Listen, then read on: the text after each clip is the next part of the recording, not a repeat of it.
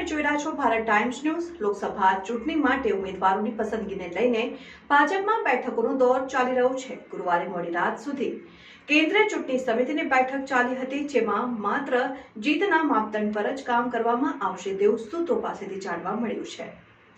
આ વખતે ઉમેદવારની પસંદગી માટે કોઈ ખાસ નિયમો નહીં હોવાની માહિતી છે। ગુજરાતમાં ઉત્તર ગુજરાતના નામોને લઈને પેચ ફસાયો હતો। હવે ઉમેદવારોની પસંદગીમાં જાતિગત સમીકરણને પ્રાધાન્ય અપાઈ શકે છે। લોકસભાની ચૂંટણીમાં ભાજપ ગુજરાતમાંથી વધુ મહિલાઓને ટિકિટ આપે તેવી શક્યતાઓ છે। ઘટતમ કરતા મહિલા ઉમેદવારની સંખ્યા વધી શકે છે। 4 જૂનમાં એક મહિલાઓને પ્રતિનિધિત્વ આપવામાં આવે તેવી સંભાવના છે।